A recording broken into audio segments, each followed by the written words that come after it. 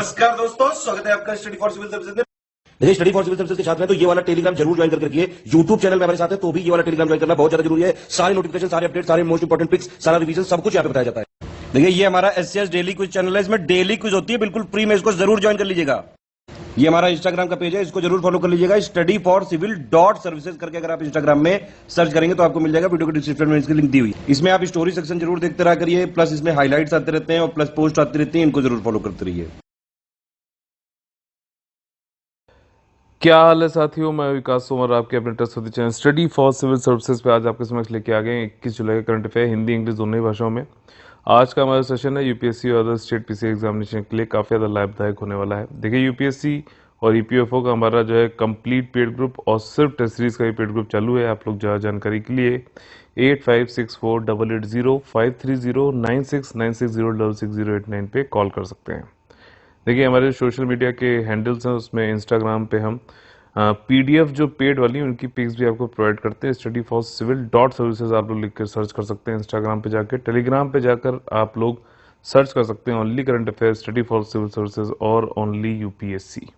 ठीक, ये सब फ्री चैनल है, आप लोग ज्वाइन कर सकते हैं।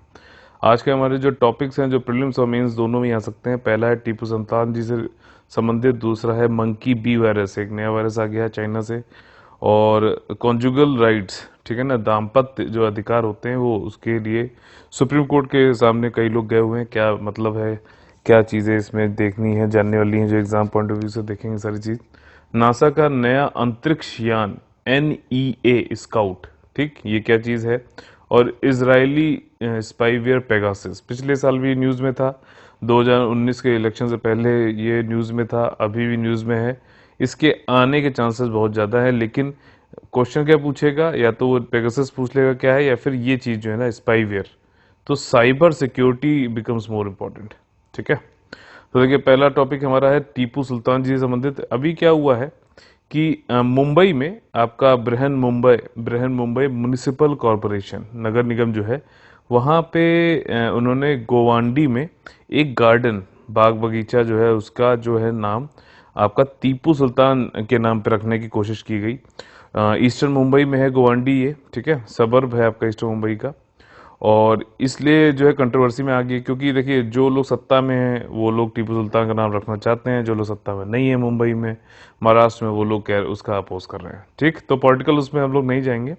मेन चीज़ ये है कि अभी नाम इसको रखा जाना था। यहाँ पे जो फ्रीडम, उसको बताया गया कि उनको बताया गया टीपू सुल्तान जी को कि फ्रीडम फाइटर थे और ब्रिटिश इंडिया के खिलाफ इन्होंने लड़ाई भी करी, ठीक, जो कि एक हद तक जो है सही भी है। और ये गोवांडी की जो कॉपरेटर हैं, ठीक है, रुखसाना सिद्दीकी, इन्होंने जो है गार्डन कमेटी को लिखा भी था, मार्केट एंड गार्डन कमेटी को, कि भैया 2 एकड़ का जो बगीचा है इसका नाम टीपू सुल्तान जी के नाम पे होना चाहिए, क्योंकि वो स्वतंत्रता सेनानी थे। ठीक, अब इसमें जो है बृहन म्युनिसिपल कॉर्पोरेशन जो है, नगर निगम जो है, उसने एक्सेप्ट भी कर लिया। उन्होंने इसको मार्केट एंड गार्डन कमेटी को भेज भी दिया और अप्रूवल भी मिल गया 15 जुलाई को।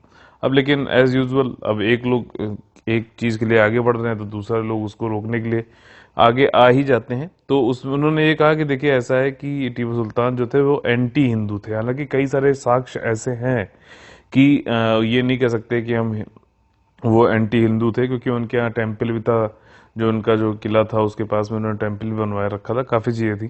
खैर, कई लोग के जो है ये कहते हैं एंटी हिंदू थे, कई लोग कहते हैं नहीं सेकुलर थे। खैर, जो भी है, मेन चीज़ यहाँ पर यह है कि इस गार्डन का नाम रिलीजियस सेंटिमेंट को हर्ट हो जाएगा, इसलिए टीपू सुल्तान नहीं रखना चाहिए। और ये कहा गया अगर रखा जाता है तो जो अपोजिशन ने ये बोला है कि जो भी पार्टी है अभी वहाँ पर राज कर रही है उसके खिलाफ हम फिर आंदोलन करेंगे। ठीक, टीपू सुल्तान के बारे में हम जान लेते हैं। This is more important for as per the examination point of view. देखिए, इनका नाम पूरा था सुल्तान फतेह अली साहेब टीपू।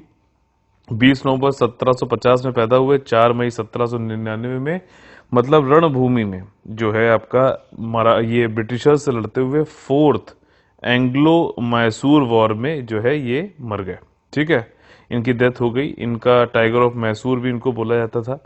और इनका जो साउथ इंडिया में मैसूर जो है इनका किंगडम था, रॉकेट आर्टिलरी में, ठीक है ना, रॉकेट से मतलब वार करने के उस समय समझो कि कब 1799 में तो इनकी वो हो गई थी, मृत्यु हो गई थी। अच्छा, 1799 में कौन था उस समय गवर्नर जनरल, याद आ रहा है कुछ? वेलेस्ले। ठीक, याद रखिए ऐसे। तो रॉकेट आर्टिलरी में काफ़ी जो है निपुण थे। इसके बाद काफ़ी इनका जो एडमिनिस्ट्रेशन था, प्रशासन था, वो उसमें बहुत ही ज़्यादा नवाचार तरीके से उन्होंने चीज़ें चेंज करी थी और अपने रूल में, जैसे कि नया कॉइनेज सिस्टम, सिक्का की प्रणाली लेके आए थे, नया कैलेंडर था। अब ये जो चीज़ें होती है ना, देखो जो भी ये हिस्ट्री है उसमें आर्ट एंड कल्चर और administration, art architecture administration AAA जो मैं बोलता हूँ, बैटरी लगानी चाहिए आप लोगों को।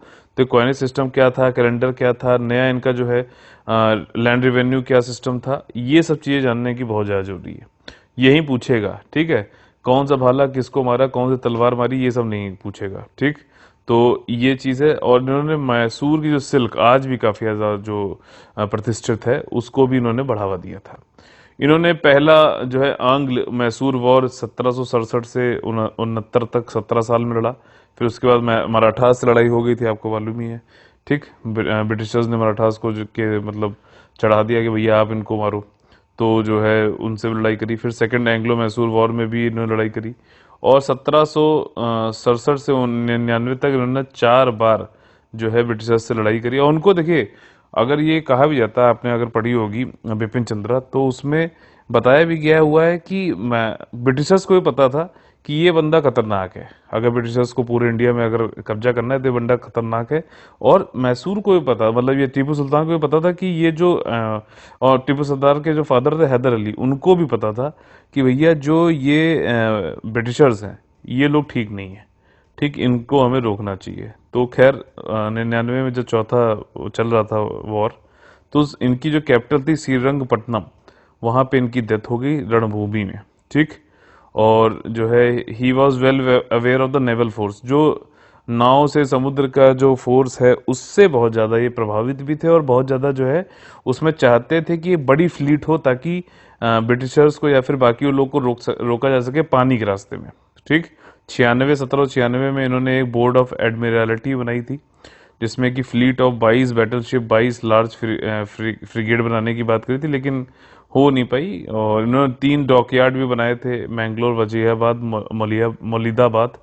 ठीक, और इनका जो लैंड रेवेन्यू सिस्टम था, this is more important, detail survey इसमें और क्लासिफिकेशन, वर्गीकरण किया गया था कि कौन सी भूमि पे कौन सी क्रॉप होनी चाहिए, सारी चीजें। टैक्स जो है डायरेक्टली लेते थे पीजेंट से। जैसे ब्रिटिशर्स क्या करते थे, उन्होंने कई सारे जमींदार बना दिए थे, वो बहुत ज्यादा उत्पीड़न करते थे किसानों का, तब लेते थे, नहीं, ये डायरेक्टली लेते थे। और इन्होंने कलेक्ट करते थे सैलरीड एजेंट्स के थ्रू, जिनको कैश में जो है रेवेन्यू कलेक्ट करते थे पीजेंट से, और ये सब सैलरीड थे। ठीक है ना, ये ऐसा नहीं था कि इनको पीजेंट से इतना मिल जाए, वो वाली चीज नहीं थी, इनको अपनी एक सैलरी मिलती थी उस हिसाब से।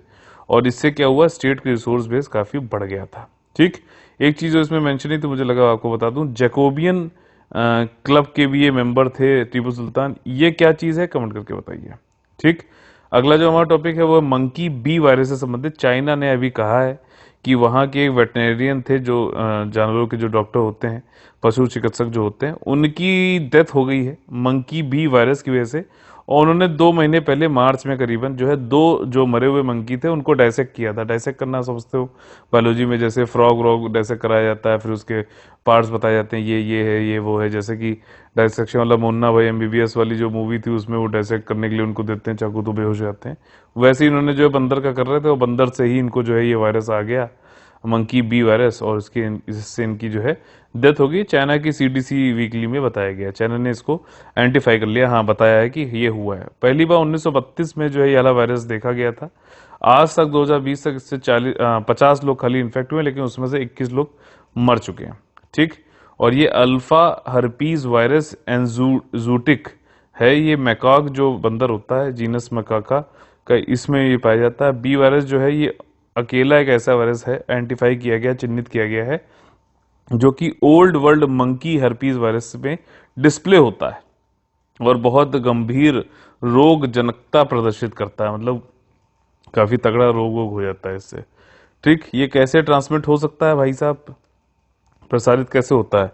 डायरेक्ट कांटेक्ट में आ जाओ, कोई बॉडीली जो है मंकी से जो है इस तरीके की इन्फेक्टेड कोई फ्लूइड निकल रहा हो इस तरीके से, तो उसको मतलब जैसे डाइसेक्ट कर रहे थे या वो उनको चीड़ फाड़ कर रहे थे, तो वहां पे उनको लग गया होगा। ठीक, और जो प्रिवेंशन वाली जो इनकी वो है CDC, centre for disease control prevention, उसने बताया है कि ये मंकी, मकाक मंकी में पाया जाता है, उनके सलाइवा, उनके पूप, उनकी यूरिन, ब्रेन और स्पाइनल कॉर्ड से, ठीक, रीढ़ की हड्डी से। और वायरस जो है उनके कोशिकाओं में पाया जाता है, ये ध्यान रखना। हो सकता है बोले कि कोशिकाओं में पाया जाता है कि नहीं आता है, ऐसा स्टेटमेंट दे तो हाँ पाया जाता है। बी वायरस जो है ये काफी घंटों तक सरवाइव कर सकता है अगर जो है नमी हो तो, ठीक। ह्यूमंस तक कैसे पहुंचता है भाई साहब, वही है कि आप उससे टच करके उसके फ्लूइड से, फिर आपने जो इन्फेक्टेड पार्ट को कोई छू लिया, फिर आपने आईज, नोज माउथ पे आपने छू लिया अपने, ठीक, तो उसकी वजह से भी हो जाता है। और शार्प एज सरफेस आपने कोई छू ली जिसपे कि मान लीजिए जैसे किसी बंदर जो है किसी पिंजरे में बंद था, वो पिंजरे में जो है उसने पूरा जो संक्रमित कर रखा था उस बंदर को, तो ये वाला वायरस था ही। और उसमें आपने कहीं छुआ और शार्प एज कोई मान लीजिए आपको कट गया आपका हाथ वहां, तब भी हो जाएगा। सिम्टम जो है आपका फ्लू जैसे ही होते हैं, इसमें 3 दिन से 7 दिन में भी दिख जाते हैं, वैसे तो 1 महीना भी लगता है।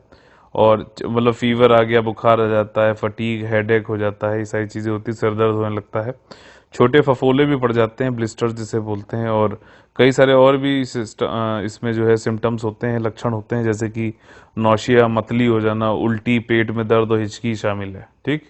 और ये वैक्सीन इसकी अभी कुछ भी नहीं है, कोई वैक्सीन नहीं है इसका। अगला जो हमारा टॉपिक है काफी इंपॉर्टेंट है, सोसाइटी जो आपका है, आपका जीएस पेपर 1 मेंस का सोसाइटी सेक्शन है, या फिर प्रीलिम्स में भी जो सोशल इश्यूज आते हैं उसमें पूछा जा सकता है कॉन्जुगल राइट्स यानी कि दाम्पत्य अधिकार, ठीक। सुप्रीम कोर्ट के सामने कई, देखिए क्या हुआ है, 2 लॉ स्टूडेंट्स गए हैं अभी, उन्होंने कहा है कि मान लीजिए एक व्यक्ति है ए, ठीक, मेल है, इसको एम मान लेते हैं, एम, और दूसरी फीमेल है, ठीक। अब क्या हुआ कि मान लीजिए इन्होंने इनको कह दिया कि तुम मेरे साथ नहीं रह सकती, या फिर जो है जो भी अपना चले हो, या फिर इन्होंने कह दिया कि तुम मेरे साथ नहीं सकते।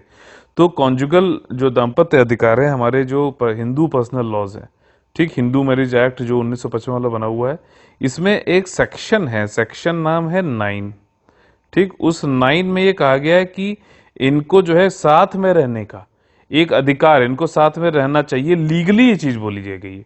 अब इनका जो है इनके साथ रहने का मन नहीं है, इनका इनके साथ रहने का मन नहीं है, ठीक, किसी कारणवश जो है समाज में, तो मतलब ये अगर जैसे इन्होंने फीमेल ने मना कर दिया तो मेल जा चले गए कोर्ट, और इस लॉ के अंतर्गत उन्होंने कहा कि हमें इनके साथ रहने के लिए लीगली हमको इन्फोर्स करो, ठीक। अगर नहीं मानते हैं तो फिर भाई साहब जो है हाई कोर्ट, और वहां पे भी जा सकते हो आप। तो यहाँ पे जो लॉ स्टूडेंट हैं उन्होंने कहा कि भाई साहब एक चीज ये समझो कि फीमेल की अगर आप जबरदस्ती उसको भेज रहे हो, मेल को आप लीगली भिजवा रहे हो, तो स्टेट क्या जो निजता का अधिकार है फीमेल का, ठीक, राइट टू प्राइवेसी है, जिसको कि पुट्टू स्वामी केस में सुप्रीम कोर्ट ने मौलिक अधिकार का दर्जा दिया है, यानी कि फंडामेंटल राइट का, क्या उसका उल्लंघन नहीं हो रहा है, ठीक। निजता का अधिकार किसके अंतर्गत आ रहा है, आर्टिकल नंबर 21 के अंतर्गत। तो ये जबरदस्ती आप क्यों भेज रहे हो, और आपको क्या लॉ से आपको जो है किसी 2 लोगों के बीच में जो है जबरदस्ती उनको जो है इंटरफेयर करने की आपकी जरूरत है क्या आप मैरिज के इंस्टीट्यूशन को मतलब इसको जो है सेव करने के लिए लीगली आप इसको ऊपर रखना चाहते हो, कि आप जो ये फंडामेंटल राइट्स है इसको ऊपर करना चाहो? क्योंकि फंडामेंटल राइट्स अगर वैसे देखा जाए तो एक तरीके से जो है स्टेट के ऊपर जो है स्टेट मनमानी ना करे, इसीलिए तो बनाए गए।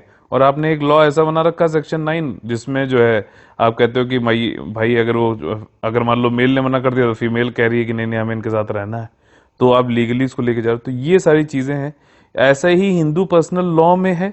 और ऐसा नहीं कि सेक्शन 9 की बात हो रही है, हालांकि हिंदू मैरिज एक्ट 1955 इसी तरीके से मुस्लिम्स में भी है, इसी तरीके से क्रिश्चियंस में भी है। तो ये सारी चीजें हैं और इसी में जो है लॉ स्टूडेंट पहुंच गए हैं सुप्रीम कोर्ट। उन्होंने कहा है कि आपने पीछे, हाँ ये भी एक चीज है, आपने पीछे जो है सुप्रीम कोर्ट से ये कह रहे हैं कि जो है आपने कानूनी तौर पे कह दिया कि हाँ ये ठीक है, ये सेक्शन 9 जो है हिंदू मैरिज एक्ट में, तो आप क्यों मतलब ये एक तरीके से इसका उल्लंघन नहीं हो गया जो आपने खुद ही एक लॉ में केस में बताया है कि राइट टू प्राइवेसी होनी चाहिए। तो ये है पूरी कहानी, ठीक। दाम्पत्य वाले में यही है कि एक दूसरे के साथ रहना और बाकी चीजें तो ही हैं, ठीक। तो ये वो मतलब अगर कोई नहीं रहना चाहता तो नहीं रहे। सेक्शन 9 में ये कहता है हिंदू मैरिज एक्ट 1955 वाले में कि अगर जब पति या पत्नी में से कोई भी उचित बहाने के बिना दूसरे के समाज से हट जाता है तो पीड़ित पक्ष, ठीक, मान लीजिए पीड़ित पक्ष है लड़की वाला, तो उसने कहा कि पक्ष दाम्पत्य अधिकारों की बहाली के लिए जिला अदालत में याचिका, डिस्ट्रिक्ट कोर्ट में जाके याचिका दे दे, पिटीशन फाइल कर दे और आवेदन कर सकता है। और अदालत इस तरह की याचिका में दिए गए बयानों की सच्चाई से संतुष्ट होने पर कोई कानूनी आधार नहीं है उसे लगता है कोई कानूनी आधार नहीं है कि मतलब उससे अलग हुए हैं वो, तो की आवेदन क्यों नहीं दिया जाना चाहिए। अगर ऐसा है तो तद अनुसार वैवाहिक अधिकारों की बहाली कर सकता है। ठीक, तो यहाँ पे यही चीज है कि बहाली कर सकता है, तो ये जो है गड़बड़ है। ठीक, दूसरे का मन नहीं तो आप क्यों, तो ये चीज है। कॉन्जुगल राइट जो है आपका right of the house husband या फिर वाइफ का ऐसा राइट होता है to the society of the other spouse, मतलब दूसरे की सोसाइटी में जाके रहने का एक राइट है। ठीक, लॉ रिकॉग्नाइज करता है कि पर्सनल लॉ जो है जैसे कि मैरिज, डिवोर्स, क्रिमिनल लॉ भी ये रिकॉग्नाइज करता है कि मेंटेनेंस, एलिमनी जो है मतलब जो दिया जाता है गुजारा भत्ता, वो सब भी दिया जाना चाहिए। तो एक तरीके से लॉ जो है कॉन्जुगल राइट्स को, दंपत्ति वाली जो चीजें हैं उसको जो है एक तरीके से लीगल बताता है। ठीक, ये लेकिन मौलिक अधिकारों के खिलाफ है, इसी पे लोग गए हुए हैं, ये सारी चीज है। साथ में रहना और ये सारी चीजें स्पाउस को इजाजत है, नहीं तो वो कोर्ट जा सकता है।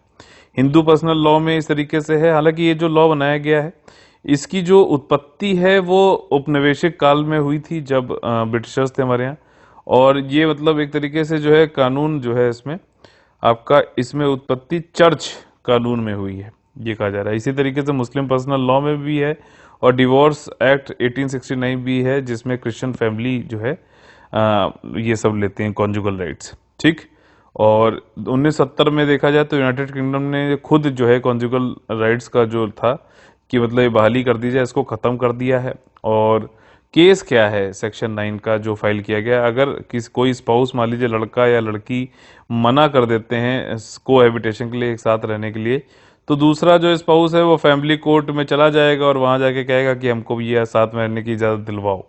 ठीक, अगर ऑर्डर कोर्ट का नहीं माना जाता है तो जो है उसकी अटैच, मान लीजिए महिला ने मना कर दिया फीमेल ने, और मेल जो है मतलब जो है वो जीत गया केस, तो महिला फिर भी अगर नहीं मान रही तो उसकी कोई मतलब प्रॉपर्टी संपत्ति जो है अटैच कर ली जाएगी कोर्ट के द्वारा। हालांकि मेल जो है अगर नहीं मान रही तो हाई कोर्ट और सुप्रीम कोर्ट तक भी जा सकता है, जैसे मैंने पहले बताया। ठीक, और अगर ये भी होता, देखिए कोई किसी ने मान लीजिए मेल है, उसने जो है खुद से कह दिया कि महिला के साथ हम नहीं रहना चाहते हैं, ठीक, वो अपनी बीवी के साथ में, सॉरी, तो उस वो यूनिलैटरली कह दिया, एक तरफा डिवोर्स, हम डिवोर्स लेना चाहते हैं, तो उस केस में भी ये होता है कि जो दूसरा स्पाउस है वो ये जाके इनके साथ रहने के लिए जो है कॉन्जुगल राइट्स के अंतर्गत बहाली करा सकता है कि इनके साथ रहें। ठीक, अगर जो है एक तरफा डिसीजन है, तो यहाँ पे तो ये चलो ठीक लग रहा है। तो लॉ क्यों चैलेंज किया गया है? लॉ जो है आपका निजता का अधिकार जो है उसका उल्लंघन हो रहा है, इसलिए चैलेंज किया गया है। 2 लॉ स्टूडेंट थे, उन्होंने कहा है कि भैया क्यों आप जबरदस्ती किसी के साथ किसी को रहने के लिए उसके अपने जो है किसी के यौन और निर्णयात्मक स्वायत्तता यानी डिसीजनल ऑटोनॉमी की और राइट टू प्राइवेसी और डिग्निटी की जो है आप उल्लंघन कर रहे हो। ठीक, 2019 वाले केस, वहीं पुट्टू स्वामी वाले केस में आपने खुद जो है राइट टू प्राइवेसी को मौलिक अधिकार बताया था, और इस तरीके से क्या ये भी मतलब एक तरीके से तर्क है कि क्या सरकार को, स्टेट को जो है मतलब किसी लीगल उसका सहायता लेते हुए किसी के जो है प्राइवेट जो है प्राइवेसी में घुसने की जरूरत है क्या? ठीक, तो ये सारी चीजें हैं इसके कॉन्जुगल वाले राइट्स में। सोशल इश्यूज में ये क्वेश्चन पूछा सकता है प्रीलिम्स और मेंस दोनों में ही। ये जो पिक्चर है ये एक्चुअली सोलर सेल इसका नाम है, अभी जो अगला हमारा टॉपिक है उससे संबंधित है ये। ठीक, NEA, ठीक है ना, नियर अर्थ एस्टेरॉइड नाम है इसका, एस्टेरॉइड यानी कि क्षुद्र ग्रह। ठीक, एस्टेरॉइड जो स्काउट किया गया है, अभी ये भेजा जाएगा, तो उसमें ये छोटा सा ये रहेगा, और लेकिन ये फैल के देखिए कितना बड़ा बन जाता है, और इसकी वजह से क्या होता है कि सन से कुछ ना कुछ ये जो है धीरे धीरे बढ़ता रहता है, सन के जो भी लाइट आती है उससे, और बढ़ते बढ़ते फिर क्या है धीरे धीरे ये स्पीड पकड़ लेता है। तो क्या है कि प्रोपेलेंट ना भी हो, मतलब फ्यूल व्यूल ज़्यादा ना भी हो, तब भी ये जो है कम साइज में और कम वेट के साथ में काफ़ी दूर तक पहुंच जाता है। अब देखिए नासा का नया स्पेसक्राफ्ट है NEA स्काउट, यानी कि नियर अर्थ एस्टेरॉइड यानी कि क्षुद्र ग्रह स्काउट है, और इसकी टेस्टिंग हो गई है, इसको स्पेस लॉन्च रॉकेट में डाल दिया जाएगा, नवंबर जो है अगले साल मेरे ख्याल से इसको भेजाएगा। अच्छा, ये पार्ट जो है NEA स्काउट जो है ये पार्ट है आर्टेमिस 1 का। ठीक, आर्टेमिस जो है एक प्रोग्राम है जिसमें नासा पहली महिला को जो है मून पे भेजना चाहता है 2024 तक, और इसमें मून का जो है पूरा जो है आपका चंद्र अन्वेषण किया जाएगा, एक्सप्लोरेशन किया जाएगा प्रोग्राम का 2030 तक। ठीक, तो इसी में जो आर्टेमिस प्रोग्राम के अंतर्गत जो पहला ये रॉकेट जा रहा है आर्टेमिस 1, तो इसी में ये कई सारे पेलोड हैं, उसमें से एक पेलोड NEA स्काउट भी है। ये एक जूते के बड़े डिब्बे जैसा है। ठीक, और ये चीज है, और ये नवंबर में भेजा जाएगा, लॉन्च किया जाएगा। अब NEA एस्टेरॉयड स्काउट जो है, ये छोटा सा स्पेसक्राफ्ट है, बड़े जूते के डब्बे ऐसा है, और ये जो नियर अर्थ एस्टेरॉयड होते हैं हमारे, ठीक, क्षुद्र ग्रह जो होते हैं, उनको उनके पास उड़ता हुआ जाएगा और उनकी जांच परख करेगा, और ये देखेगा कि भैया ऐसा तो नहीं है आने वाले टाइम में जो है धरती से लड़ जाएगा, या फिर उसका क्या कंपोजिशन है, वो सारी चीजें देखेगा। ठीक, संरचना कैसी है। फर्स्ट, ये पहला एक ऐसा अमेरिका का जो है इंटर प्लेनेटरी मिशन है, यानी कि आपका अंतर ग्रह मिशन है, जिसमें कि स्पेशल सोलर सेल प्रोपल्शन का यूज हो रहा है। ठीक, सोलर सेल प्रणोदन का यूज हो रहा है। ठीक, इसमें क्या होता है कि स्पेशली ये स्मॉल लाइट वेट स्पेसक्राफ्ट के लिए किया था, ताकि ज्यादा जो है रॉकेट में फ्यूल वूल भरने की जरूरत ना पड़े, छोटे से ही उसमें काम चल जाए। ठीक, इसमें होता है कि NEA स्काउट में क्या होगा कि स्टेनलेस स्टील एलॉय का बना हुआ ये एल्युमिनियम कोटेड सेल है, जैसा मैंने ऊपर दिखाया था। 925 स्क्वायर फीट का हो जाएगा ये, और लार्ज एरिया सेल है। इसमें जनरेट करेगा थ्रस रिफ्लेक्टिंग सनलाइट। ठीक, जो सनलाइट है वो टकराएगी, वापस जाएगी, परावर्तित होगी। इससे एनर्जेटिक जो पार्टिकल होंगे, कण होंगे जो आपके सनलाइट के, वो बाउंस ऑफ हो जाएंगे। सोलर सेल जो मैंने ऊपर दिखाया था ना अभी ऐसा, तो उससे बाउंस होते रहेंगे, लेकिन क्या करेगा, धीरे धीरे इसको पुश करता रहेगा। पुश करने से क्या होगा, धीरे धीरे ये एक्सीलरेशन पकड़ता जाएगा और काफी तेज हो जाएगा स्पीड में, और जो है ये जो भी टारगेट है एस्टेरॉयड पे, बिना ज्यादा फ्यूल के प्रोपेलेंट के जो है वहां तक पहुंच जाएगा। ठीक, और ये 2 साल लगाएगा क्रूज करते हुए क्षुद्र ग्रह तक पहुंचने के लिए, और 93 मिलियन माइल्स तक जा सकता है एस्टेरॉयड पे, जो है उससे उसके फ्लाई बाई कर सकता है कि, और उसकी संरचना देखेगा। ठीक, NEA स्काउट जो है अध्ययन कैसे करेगा, तो इसके पास कैमरे हैं अच्छे, और इमेज और साइज का उसको कम करके जो है अर्थ बेस्ड डीप स्पेस नेटवर्क को भेजेगा। डीप स्पेस नेटवर्क किससे संबंधित है, कमेंट करके बताइए। ठीक, और इसमें जो है NEA स्काउट जो है काफी इंफॉर्मेशन अच्छी से लाएगा, जैसे कि क्षुद्र ग्रह की जो है भौतिक प्रॉपर्टीज क्या क्या है, ठीक, भौतिक गुण क्या क्या है, ऑर्बिट कैसे करता है, शेप, वॉल्यूम, रोटेशन, डेबरी, ठीक है ना, जो वहां पे धूल मलबा, ये सारी चीजें उसको देखेगा। ठीक, अच्छा, देखना क्यों चाहता है भाई नियर अर्थ एस्टेरॉयड को, हो सकता है आने वाले टाइम पे वो धरती से टकरा सकता है कि नहीं टकरा सकता, ये पहले ही में पता चल जाए तो अच्छी बात है, नहीं तो जो है पूरा जो है मनुष्य जीवन का जो है सर्वनाश भी हो सकता है।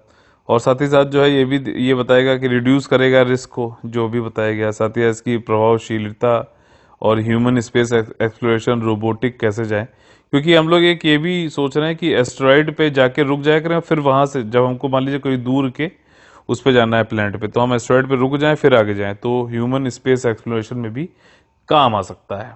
ठीक, और आगे हम लोग अपने जो है आज के star current affair of the day पे, जिसका नाम है इजरायली स्पाईवेयर पेगासस। अब देखिए, ये पेगासस जो है ये इजराइल की एक कंपनी है NSO, उसने बनाया है, स्पाईवेयर है, मतलब कि ये क्या करता है, ये आपका स्पाइंग करता है, यानी कि जासूसी करता है। कैसे, मोबाइल के जरिए। ठीक, मोबाइल आपके पास है तो आपके उसमें ये इंस्टॉल हो जाएगा। मतलब मान लीजिए कई सारी ऐसी एप्लीकेशंस होती हैं जैसे कि व्हाट्सएप, जो बहुत ज़्यादा यूज़ होती हैं, उसमें ये उसके जरिए जो है आपका सारा डेटा निकाल लेगा और रिमोटली एक्सेस करके सारा डेटा जो है सेंट्रल सर्वर पे भेज देगा। अब ये जो NSO कंपनी है, इसने ये कहा है कि हम दुनिया की जो वेटेड गवर्नमेंट्स है, नेशनल गवर्नमेंट्स, उनको ये स्पाईवेयर बेचते हैं। हम किसी और टेररिस्ट ऑर्गेनाइजेशन या फिर प्राइवेट ऑर्गेनाइजेशन को नहीं बेचते हैं, हम गवर्नमेंट के और हमारे द्वारा देखे गए ऐसी गवर्नमेंट को देते हैं जो कि नेशनल सिक्योरिटी के लिए जो है इन स्पाईवेयर का यूज करते हैं। ठीक, तो एक तरीके से एंगल यहाँ पे नेशनल सिक्योरिटी का भी NSO बता रहा है। कुछ दुनिया की 36 जो है गवर्नमेंट को इन्होंने ये बेचा है। ठीक, जिसमें कि इन्होंने नाम नहीं बताया वैसे। ठीक, तो अभी क्या हुआ है, संदर्भ यह है कि दुनिया का वैश्विक जो है कोलैबोरेटिव इन्वेस्टिगेटिव प्रोजेक्ट हुआ। कई सारे लोगों ने मिल के ये निकाला कि भैया पेगासस जो इजरायली जो एनएसओ कंपनी है उसके द्वारा एक स्पाईवेयर बनाया गया है। व्हाट्सएप और कई सारे बहुचर्चित जो एप्लीकेशन है मोबाइल के जो ज्यादातर लोग यूज करते हैं उसके अंदर घुस के कई सारे हजारों लोगों का जो पूरे विश्व में जो है डाटा चुरा रहा था, स्पाई कर रहा था, जासूसी कर रहा था। अब मान लीजिए किसी के पास पता चल गया कि वो क्या कर रहा है, क्या करने वाला है, फिर उसकी वजह से क्या है कि इस इंफॉर्मेशन की वजह से बहुत सारी चीजें पलटी जा सकती हैं। ठीक। अच्छा, भारत में क्या निकाला इन्हीं लोगों ने ये बताया, इन्वेस्टिगेटिव प्रोजेक्ट ने, कि भारत में करीबन 300 लोगों को इसी स्पाईवेयर पेगासस के जरिए आपका जो है स्पाई की जासूसी करी आई थी। इसमें जो है जो सर्विंग का जो अभी कार्यरत जो मिनिस्टर है, मंत्री हैं, इनको भी टारगेट किया जा रहा था। ठीक। 3 अपोजिशन लीडर को टारगेट किया जा रहा था। जो उन्होंने 300 लिस्ट बताई है उसकी बात हो रही है। 1 कॉन्स्टिट्यूशनल अथॉरिटी जो लिखा हुआ ये सुप्रीम कोर्ट के एक जज हैं, उनको किया जा रहा था। कई सारे जर्नलिस्ट और बिजनेस पर्सन को भी किया जा रहा था। ठीक। और देखिए यहाँ पे लिखा हुआ है, एनएसओ ने बोला कि वेटेड फॉरेन गवर्नमेंट्स को भेजते हैं, मतलब इसराइल के अलावा। और वेटेड का मतलब है कि जो लोग मतलब नेशनल सिक्योरिटी के लिए ले रहे हैं, ये बात करिए। अब ये सुप्रीम कोर्ट के जज को आप जो है जासूसी करके कौन सी नेशनल सिक्योरिटी आपकी हो रही है, या फिर जर्नलिस्ट को लेकर, तो ये सारी चीजें हैं। और ये सबसे बड़ी चीज यहाँ पे एक है कि भारत ने इसको माना ही नहीं है। अभी जो गवर्नमेंट है उसने माना ही नहीं कि ये ऐसा कुछ हुआ भी है। उन्होंने जो है इसको बिल्कुल ही खारिज कर दिया है। वैसे जासूसी स्पाइंग हो सकती है, लॉ है हमारे यहाँ, ठीक, तो लेकिन उसमें क्या होता है, बताना पड़ता है कि हमने फला फला फला लोगों का नाम भले ना हो, लेकिन लोग का और पहले से परमिशन लेनी पड़ती है, तब होता है, तो उसके कागज वागज सब होते हैं। लेकिन यहाँ पे क्या हो रहा है, एक से सॉफ्टवेयर खरीद लिया, स्पाईवेयर खरीद लिया जासूसी करने के लिए, धड़ल्ले से स्पाइंग करी और फिर बाद में हटा भी दिया, जब मन कर रहा है स्पाइंग कर रहे हैं जब। तो ये एक तरीके से जो इलीगल भी है, और इससे जो है डेमोक्रेसी, क्योंकि आप किसी के जो है प्राइवेसी को नहीं वो कर रहे हो, ठीक, आप जो है इसके जरिए अपोजिशन लीडर को तो आप जो है डेमोक्रेसी को हिला भी सकते हो। इससे आपका जो लोकतंत्र है, लोगों के जो क्या वो चल रही हैं, विचारधारा चल रही है, फिर क्या लोग जो प्रतिनिधि, भाई अपोजिशन लीडर भी तो लोगों का प्रतिनिधि ही है ना, तो आप उसकी अगर ये सारी जानकारी अगर आप ले रहे हो इलीगली, तो एक तरीके से वो भी तो डेमोक्रेसी के खिलाफ हो सकती है ना। तो ये सारी चीजें हैं। और कैसे कैसे डेमोक्रेसी के खिलाफ हो सकती हैं, आज का क्वेश्चन यही है, अभी मैं बताऊंगा। ठीक, तो ये चीजें ट्रांसफर कर देता है सारा डेटा, ये उठा के सेंट्रल गवर्नमेंट, सेंट्रल एक सर्वर पर, और वहां से फिर आप निकाल लो क्या जरूरत की आपकी चीजें हैं। ये होता कैसे, काम कैसे करता है ये जो स्पाईवेयर है, एक तो ये है कि आपके पास कोई ऐसा लिंक भेजेगा वेबसाइट का, या फिर कोई ऐसा लिंक भेजेगा जो आपको लगेगा कि सही है, उस पर आपने क्लिक करोगे तो आपका जो है ये इंस्टॉल हो जाएगा और फिर जो है स्पाई करने लगेगा। लेकिन ये वाला जो सॉफ्टवेयर है स्पाईवेयर, इतना खतरनाक सॉफ्टवेयर है पेगासस कि ये 0 क्लिक, ध्यान रखना, 0 क्लिक स्पाईवेयर है। मतलब आप कोई क्लिक ना भी करो उस लिंक पे इस तरीके के, तब भी ये आपके मोबाइल में बैठ जाएगा और सारा डेटा जो है ट्रांसफर कर लेगा। ठीक, व्हाट्सएप, आई मैसेज, एसएमएस, ये सब जो ज्यादातर लोग यूज करते हैं उसमें घुस के ये आसानी से काम करता है। स्पाईवेयर टूल है, इजरायली फर्म एनएसओ ने बनाया है। एक्सप्लॉइटेड लिंक वाला कोई आपको भेज देगा सोशल लिंक, आप उस पर क्लिक करोगे तो हो जाएगा, यूजर फोन में घुस के सारा जो है आपका डेटा निकाल लेगा। 0 क्लिक अटैक भी कर लेता है। मतलब इसमें तो मान लीजिए आप जागरूकता आपके अंदर भर भर के भरी हुई है, ठीक है ना, कि पता है आपको लिंक पे नहीं क्लिक करना है, आप बहुत जानकार है, सब कुछ है, लेकिन आपको क्लिक मांग ही नहीं रहा है, वो तो बस किसी तरीके से आपके जो है एक बार घुसा, ठीक, मतलब व्हाट्सएप अगर आप यूज करो तो उसमें घुस गया, और फिर आप चाहे किसी लिंक पे क्लिक करो ना करो, कितने भी जागरूक हो, तब भी आपका फोन जो है हैक हो जाएगा और आपका जो है सारा डेटा चला जाएगा जो भी है। ठीक, तो ये एक तरीके से जो है आपका काफी खतरनाक है। ठीक, और आगे हम लोग कॉमन आईएएस पीसीएस वाले अपने पोर्शन पे, जिसमें प्रीलिम से कैसे क्वेश्चन हमने सॉल्व करने चाहिए उसको समझते हैं। कंदाम्बनी जो है, कादम्बिनी गांगुली जी से संबंधित है, बहुत ज्यादा इंपॉर्टेंट है ईपीएफओ के लिए भी आज के ये दोनों ही क्वेश्चन। ठीक, कादम्बिनी गांगुली जी जो हैं, इनसे संबंधित कुछ यहाँ पे स्टेटमेंट दिए गए, ट्रू वाले आपको बताने, सत्य वाले। उनका जन्म 18 जुलाई 1861 को एक ब्रह्मो परिवार, ब्रह्मो फैमिली में हुआ था, और गांगुली और चंद्रमुखी बसु के साथ कोलकाता के बैथुने कॉलेज से भारत में पहली स्नातक बनी थी। ठीक है, और इसके अलावा ये है कि ये काफ़ी व्यूमन राइट जो थे, जो महिलाओं के अधिकार थे, उनकी बहुत बड़ी प्रवक्ता थी, उनके लिए कार्य करती थी।